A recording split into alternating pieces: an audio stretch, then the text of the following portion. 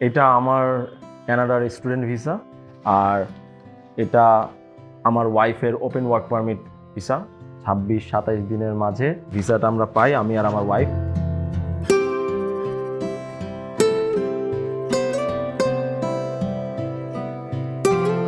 আর আসলে এর আগে 2বার ভিসা রিজেকশন, টোটালি ফ্রাস্ট্রেটেড। মাথায় ছিল যে এবারও হবে না, ধরেই নিয়েছিলাম যে আমার যাওয়া হবে না। সেখান থেকে একজন আমরা দুইজনই একসাথে ফ্লাই করব, আমি আমার ওয়াইফ একসাথে থাকবো, একসাথে যাব। আপু যখন আমাকে ফোন দিয়ে বলছিলেন যে ছোট বোন বা বড় বোনের জন্য কি খাওয়াবেন বা কি আনবেন বলেন, তখন আমি ভাবছি হয়তো আবার কোনো একটা ডকুমেন্টেশনের জন্য ফোন দিচ্ছে। আমি বলছি আপু আবার কি লাগবে? তো বলে কি যে না কিছু লাগবে না, আপনার ভিসা হয়ে গেছে। তো ওই মোমেন্টে আসলে আমি বুঝতেছিলাম না যে আমি কি রিয়্যাক্ট করব। মানে আমার খুশিটা এরকম পর্যায়ে চলে গেল, মানে ইনসাইটে আমার কাজ করতেছিল না যে আমার আসলে কোন ইনস্টিংক্টটা দিয়ে আমি জয়টাকে ইয়ে করব। তো যাই হোক, বেশি কিছু করিনি, 2 রাকাত নফল নামাজ পড়ছি, আপুর জন্য দোয়া করছি। স্কলার জোনেরকে অবশ্যই থ্যাঙ্কস, কারণ এরকম একটা জার্নি নিয়ে কাজ করা, এরকম 2বার রিজেকশন ফাইল নিয়ে কাজ করা, আসলে আমি মনে করি এটা আমার আমার জন্যও সাকসেস এবং ওনাদের জন্য মানে মানে খুব কষ্টদায়ক একটা জিনিস ছিল। কারণ ওনারাও হয়তো রিক্সে ছিলেন, কারণ কেউ চাবে না তার সাকসেস রেশিওকে কমাতে বা রেপুটেশনকে হ্যাম্পার করতে। পারে ওনারা আমার ফাইলটা নিয়েছেন, কাজ করেছেন। I am really grateful to them. Husband wife গেলে একটা অনেক সাপোর্ট পাওয়া যায়, কারণ কি আপনি ওখানে আসলে পড়ালেখাতে ফোকাস করবেন নাকি না আপনি ওখানে পার্ট টাইম কিছু করবেন। ওয়ার্ক পারমিটের একটা সুবিধা হলো যে আমি হয়তো উইকলি 24 আওয়ার্স কাজ করতে পারবো, বাট আমার ওয়াইফ 40 আওয়ার্সই কাজ করতে পারবে। সো সব কিছু চিন্তা করে আপনার স্পাউসের সাথে যাওয়াটা একটা হোমলি এনভায়রনমেন্টে থাকে, এটা আসলে অনেক বড় একটা ফ্যাক্ট। আমি এর আগেও আমার এক কাজিন আর তার হাজবেন্ডকে পাঠিয়েছিলাম, স্কলার জোনের মাধ্যমেই তাদের ভিসা হয়েছে এবং ওদের মাধ্যমেই তাদের যাওয়া, এবং তারা দুইজনই এখন কানাডাতে আছেন। তো ইন শর্ট এখন আমাদের মোটামুটি ফ্যামিলিতে 3টা ফ্যামিলির মেম্বার যারা এই স্কলার জোনের হাত ধরে আলহামদুলিল্লাহ কেন সবাই কানাডাতেই আছে। বাট যেহেতু আমি আমার নিজের চেষ্টাতে অ্যাপ্লাই করে ফেলেছিলাম, সেখানে আমার ছোট ছোট ভুল ছিল। এই ভুলগুলো আমি যখন পেয়েছি আমি ভাবছি যে আমার সবকিছু মোটামুটি ঠিকই ছিল, তো হয়তো ওনারা আমাকে ভিসা দেয়নি। বাট যখন আমি স্কলার জনের কাছে আসলাম, ওনারা এমন ছোট ছোট কিছু আমাকে জিনিস ধরিয়ে দিলেন যে ওটাতে আমি আজকে বুঝতে পারলাম যে আসলে হয়তো আমি রাইট ছিলাম, বাট ওই রাইটিংয়ের পার্সেন্টেজটা হয়তো 80% ছিল। 20%-এর জায়গাটা আমার ওইখানে গ্যাপ ছিল, ওই এক ল্যাকিংসেই আমার ভিসাটা আসলে রিজেকশন হয়েছিল।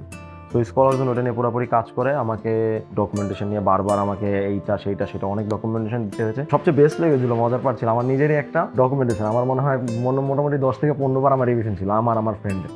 আমরা কেউ এটাতে মানে ভুল টুল পাইনি, এটা গুড টু গো ছিল। So all of a sudden ওখান থেকে আমাকে একদিন স্কলার জোনের আমার যে ডিল করছিলেন বা যারা ডাইরেকশন দিচ্ছিলেন আপুরা আমাকে ফোন দেন। ফোন দিয়ে উনি আমাকে বলেন যে ভাই আপনি কি এটা দেখেছেন, এটা তো আপনি যে জিনিসটা করেছেন আপনি যার জন্য করেছেন, যে পারপাসে করেছেন ওটাই ভুল মেনশন করা।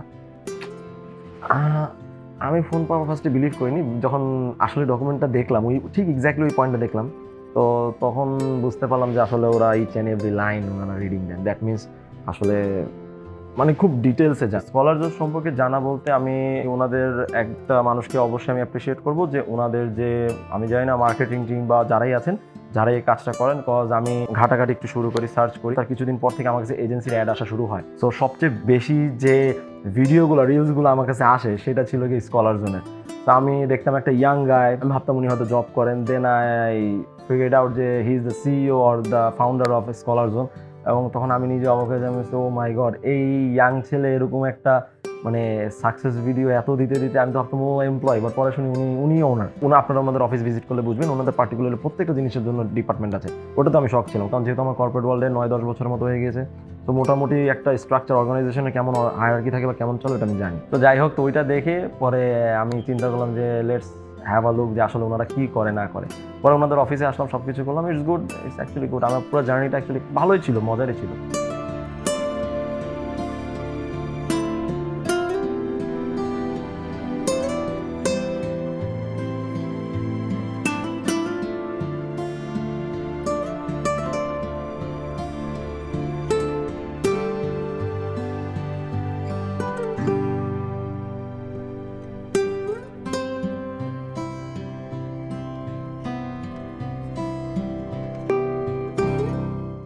আসসালামু আলাইকুম, আমি মোহাম্মদ তামুর ইসলাম।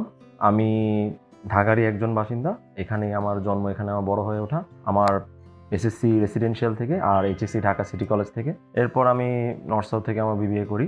আমি কানাডাতে ট্রেন্ট ইউনিভার্সিটিতে পড়ালেখা করতে যাচ্ছি। আর ট্রেন্ট ইউনিভার্সিটি পিটারবরো ক্যাম্পাসটা আমি চুজ করেছি। ওনাদের দুইটা ক্যাম্পাস, একটা ডারহাম, একটা পিটারবরো। আমি পিটারবরোটা চুজ করেছি। এছাড়া আমি ওটা পুরোটা অন্টারিও প্রভিন্সেই থাকে। সো বেসিক্যালি যদি আপনারা জানতে চান যে আমি কই যাচ্ছি, আমি অন্টারিওতে যাচ্ছি। হয়তো স্কারবোরো অথবা অশোয়াতে থাকা হবে আমার, কারণ পিটারবরোটাতে স্মল টাউন। এটা বিদেশে যাওয়ার ইচ্ছা আমার ছোটোবেলা থেকেই ছিল, কিন্তু পারিবারিক বিভিন্ন জিনিস অথবা পারিপার্শ্বিক সব অবস্থা চিন্তা করে ওভাবে যাওয়া হয়নি কখনো।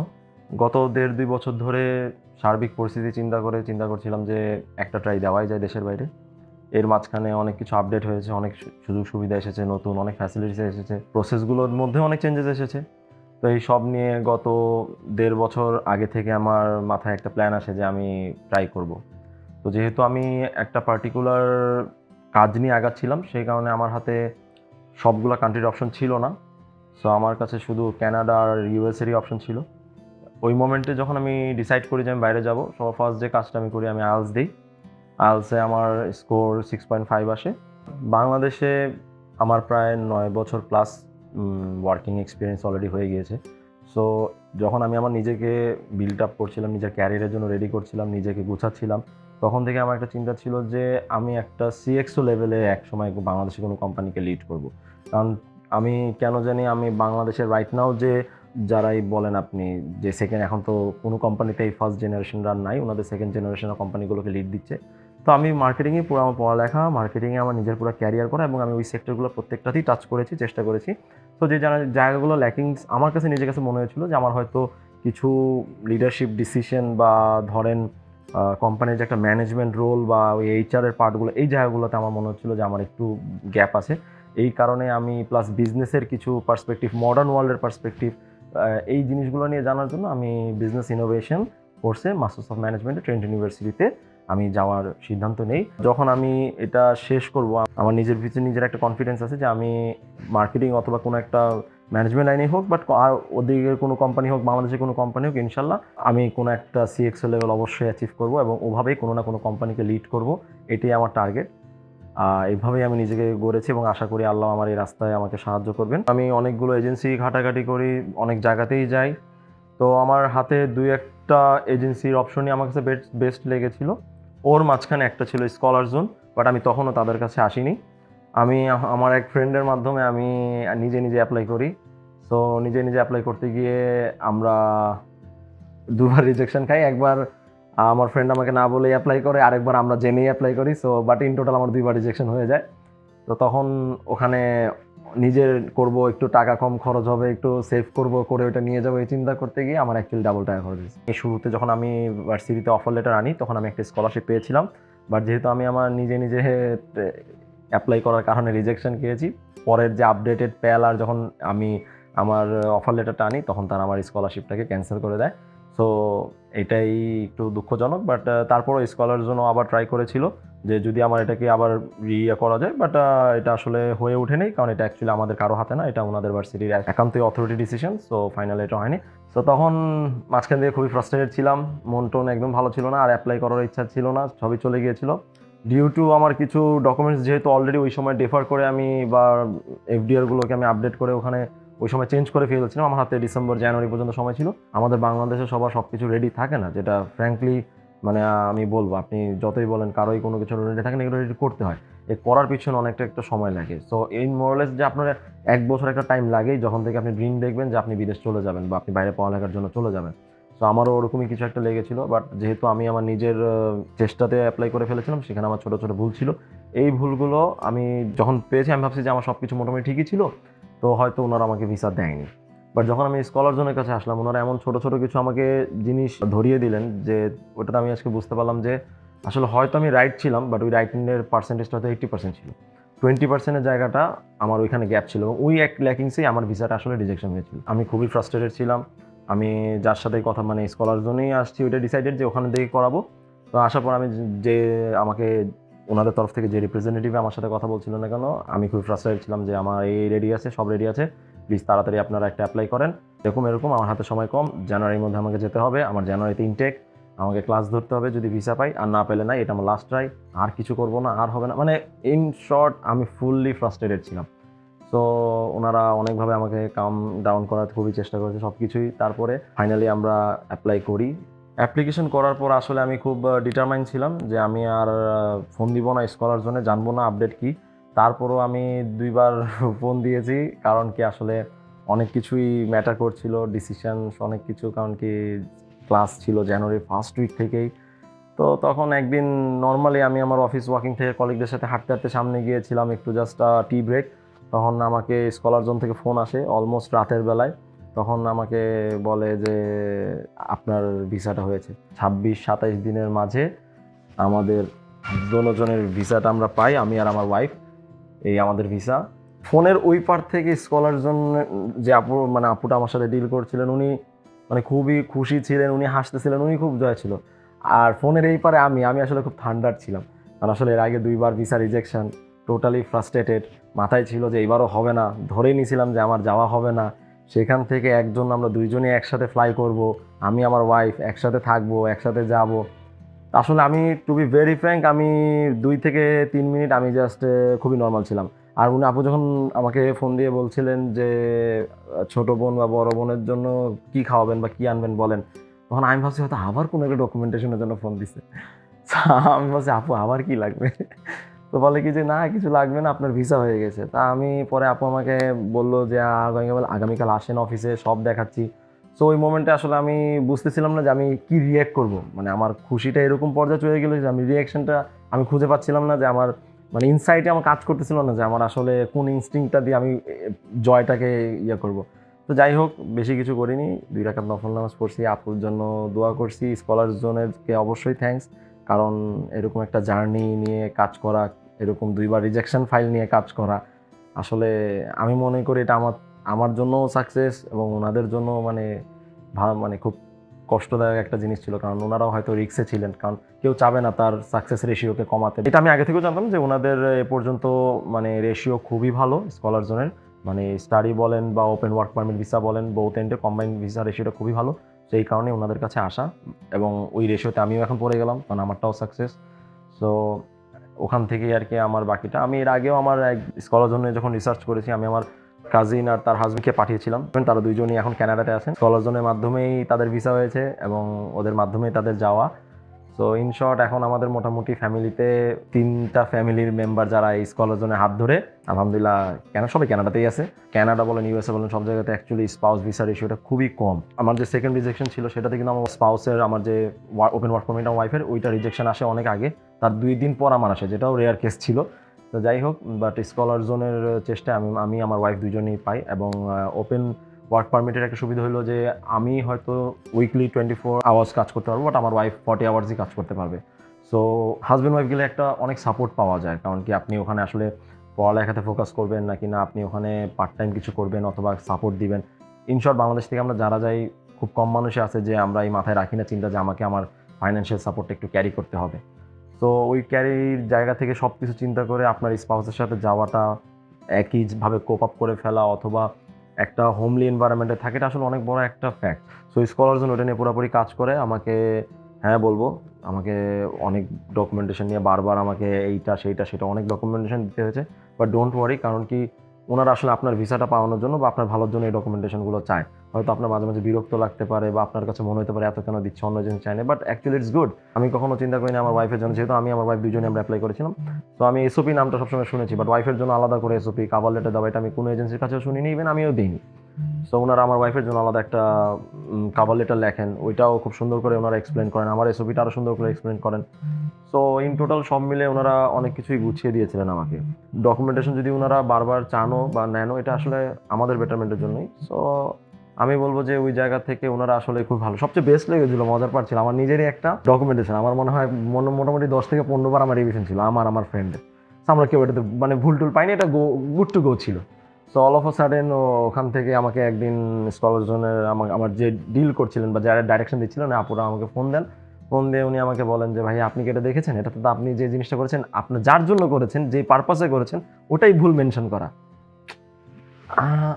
আমি ফোন পাওয়া ফার্স্টে বিলিভ করিনি, যখন আসলে ডকুমেন্টটা দেখলাম, ওই ঠিক এক্স্যাক্টলি ওই পয়েন্টটা দেখলাম, মানে আমি অনেকক্ষণ খুব অফ ছিলাম, তো তখন বুঝতে পারলাম যে আসলে ওরা ইচ অ্যান্ড এভরি লাইন ওনারা রিডিং দেন। দ্যাট মিনস আসলে মানে খুব ডিটেলসে যান, কারণ এবং আপনারা আমাদের অফিস ভিজিট করলে বুঝবেন ওনাদের পার্টিকুলারলি প্রত্যেকটা জিনিসের জন্য ডিপার্টমেন্ট আছে। ওটা তো আমি শক ছিলাম, কারণ যেহেতু আমার কর্পোরেট ওয়ার্ল্ডে 9-10 বছরের মতো হয়ে গিয়েছে, তো মোটামুটি একটা স্ট্রাকচার অর্গানাইজেশনে কেমন হায়ারার্কি থাকে বা কেমন চলে ওটা আমি জানি। সো ওখান থেকে যখন দেখছি যে ভিসার প্রসেসিংয়ের এক টিম, আপনার ডকুমেন্টেশন রেডি করবে এক টিম, আপনাকে কনসালটেশন দেবে আরেক টিম, রিডিং পড়বে আরেক টিম, এসওপি লিখবে, সো আই ওয়াজ লাইক আচ্ছা ইটস গুড। মানে হ্যাঁ, আমার ওভারঅল এক্সপিরিয়েন্স খুবই ভালো ছিল, খারাপ ছিল না। শুধু একটাই প্রবলেম ছিল, ওনাদের আসলে খুঁজে পাওয়াটা ফোনে। সো আমার ফোনে পাইতে হলে মিনিমাম মানে মনে করেন দিনের একটা টাইম আলাদা করে স্লট রেডি করতে হইতো, যে আপুকে তো রেডি যে আমি 5-6 বার ফোন দিতে হবে তারপর আমি ওনাদেরকে পাবো। কারণ কি মাশাআল্লাহ ওনাদের ক্লায়েন্ট লিস্টও ভারী এবং ওনাদের অনেকগুলো নিয়ে কাজ করেন, বাট ওনার প্রত্যেকটা জিনিস খুব ডিটেলে কাজ করেন, যতই থাকে না কেন। ফোনেও আমি না পেলেও কিন্তু রাত হইলে উনি কিন্তু ব্যাক করতেন। সো এটা পয়েন্ট নেওয়ার মতো। স্কলার জোনের আরেকটা ভালো বিষয় হলো যে অনেক এজেন্সিতে আমি দেখেছি যে ওনারা আমার কাছে শুরুতেই একটা ফি চেয়েছে, অনেকে আমাকে কিছু ডিপোজিট করতে বলেছে, বাট স্কলার জোনের এরকম ফার্স্টেই কিছু নাই। আপনার যদি ভিসা হয় আপনি ওনাদেরকে পে করবেন, আপনার যদি ভিসা না হয় তারা আপনাকে কিছুই করবেন না। ইভেন আমি 10,000 টাকা দিয়ে একটা ফাইল ওপেনিংয়ের একটা ছিল, এটা ফাইল ওপেনিং বলবো না, ওনাদের একটা স্টুডেন্ট পোর্টাল আছে, পোর্টালটা খুবই সুন্দর করে সাজানো, কজ ওনারা নিজের একটা ওয়েবসাইটের মতো ক্রিয়েট করে সব ডেটা একসাথে রেখেছেন। ওখানে জাস্ট ওনারা ড্র্যাগ ডাউন করে করে ফিল্টার করে করে ওনারা আনসারটা পান খুব within a very short time. আমাকে যেমন 5 থেকে 6 মিনিটের মধ্যে আমাকে রেজাল্ট বলে দিয়েছিল যে এই ভার্সিটিতে করতে পারবেন, এটা পারবেন না। বাট আমি আগে থেকে যেহেতু অ্যাপ্লাই করা, আমার এই জিনিসটা ওরকম লাগেনি, তারপরেও এটা আমি খুলেছিলাম। তো ওই 10K যখন আমি ভিসা পাই, আমি যখন আমার যে অ্যামাউন্টটা ওনারা ধার্য করেছিলেন ওটা যখন পে করি, এটা আবার আমাকে রিফান্ড করে দিয়েছেন ওনারা। সো এই জিনিসগুলো অ্যাকচুয়ালি গুড। আবার ডকুমেন্টেশনও এরকম একটা সময় হয়েছিল যে মেবি কোনো একটা বিজনেস অডিট করার জন্য, আমার বাবার যেহেতু অপটিক্সের বিজনেস, সো ওইটার ব্রাঞ্চগুলোর জন্য আমাকে ওনারা মনে ধরেছিলেন যে ওনার 2-3টা অডিট করতে হবে, বাট একটাই অডিট লেগেছিল, আমাকে সেম 2টার অডিটের টাকা আমার আরেকটার সাথে ওনারা রিফান্ড করে দিয়েছিলেন। সো এই জিনিসগুলো ওনারা খুবই ট্রান্সপারেন্ট ক্লিয়ার। পেমেন্ট ইস্যুগুলো নিয়ে আপনাকে কোনো সার্ভিস চার্জ ফার্স্টেই পে করতে হবে না। After visa you guys have to pay their service charge. It's very genuine, cause আপনি সার্ভিস নেবেন, সার্ভিস তো চার্জ তো দিতে হবে, এটা খুবই অবভিয়াস, বাট আগে কিছু দিতে হবে না। এবং এটা নিয়ে ওনারা কোনো কারচুপি বা কোনো কিছুও করবেন না যদি আপনার ভিসা না হয়, আল্লাহ মাফ করুক।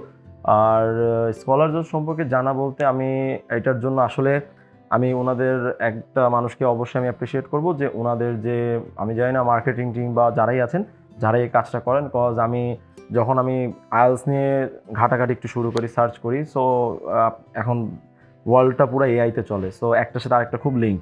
যখন আমি আইএলস নিয়ে ঘাটাঘাটি করি তার কিছুদিন পর থেকে আমার কাছে এজেন্সির অ্যাড আসা শুরু হয়। সো সবচেয়ে বেশি যে অ্যাডটা আমার কাছে আসে বা সবচেয়ে বেশি যে ভিডিওগুলো রিলসগুলো আমার কাছে আসে সেটা ছিল কি স্কলার জোনের। তো আমি দেখতাম একটা ইয়াং গায়, আমি ভাবতাম উনি হয়তো জব করেন, দেন আই ফিগার্ড আউট যে he is the CEO or the founder of scholar zone. এবং তখন আমি নিজে অবাক হয়ে যাই, ও মাই গড, এই ইয়াং ছেলে এরকম একটা মানে সাকসেস ভিডিও এত দিতে দিতে, আমি তো ভাবতাম ও এমপ্লয়, বাট পরে শুনি উনি ওনার। তো যাই হোক, তো ওইটা দেখে পরে আমি চিন্তা করলাম যে লেটস হ্যাভ আ লুক যে আসলে ওনারা কী করে না করে। পরে ওনাদের অফিসে আসলাম, সব কিছু করলাম, it's good, it's actually good. আমার পুরো জার্নিটা অ্যাকচুয়ালি ভালোই ছিল, মজারই ছিল।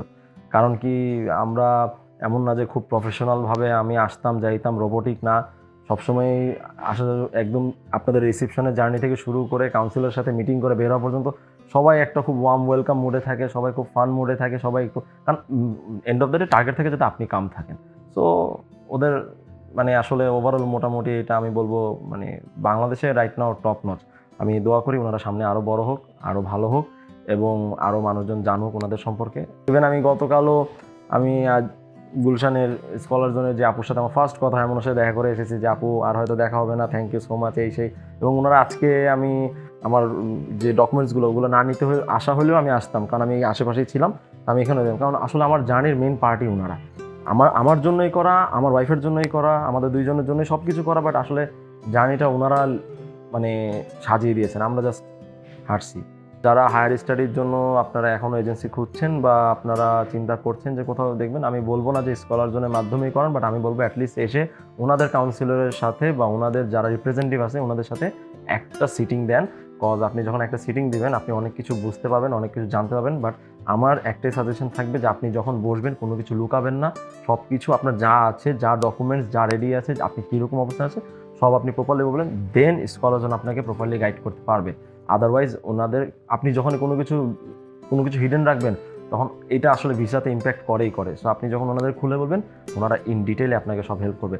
এবং আমার যেহেতু 1.5 বছর ধরে বিভিন্ন এজেন্সি ঘাটা বা বিভিন্ন জায়গায়, আমি প্রিটি শিওর আপনারা অনেক এজেন্সিতে দেখবেন তারা হয়তো ভিসা দেয়, বাট ডকুমেন্টেশন বা সব কিছু হেল্প আপনাকেই করতে হবে, আপনাকে বুঝতে হবে। এই দিক থেকে কিন্তু স্কলার জোন অ্যাকচুয়ালি ডিফারেন্ট। কারণ আমার অ্যাকচুয়ালি কিছু মানে দৌড়াইতে হয়নি, আমি যখন আমার জন্য নিজের করছি তখন আমার সব নিজেরই করতে হয়েছে। বাট আমার ওই ডকুমেন্টেশন দিয়ে আসলে পুরোপুরি হয় নাই। আমার ডকুমেন্টেশন মোটামুটি আবার মানে পুরোপুরি আবার গুছাইতে হয়েছে নতুন করে। এই নতুন করে যে গুছানোর যে জায়গাটা, এটাতে আমাকে শুধু ওনাদের ফোন দিয়ে আমাকে কনফার্মেশন করতেন যে আপনার এটা করছি বা এটা হচ্ছে বা এটা করবো বা এটা এইভাবে করছি, বাকি সব ওনারাই সব কিছু করতেন। তো এই সেন্সেই আমি বলবো যে আপনারা এসে একবার বসেন, যারাই যেতে চাচ্ছেন, সব কিছু জানেন বুঝেন। আই এম প্রিটি শিওর আপনারা মনে হয় না স্কলার জোন থেকে বেস্ট অপশন পাবেন রাইট নাও।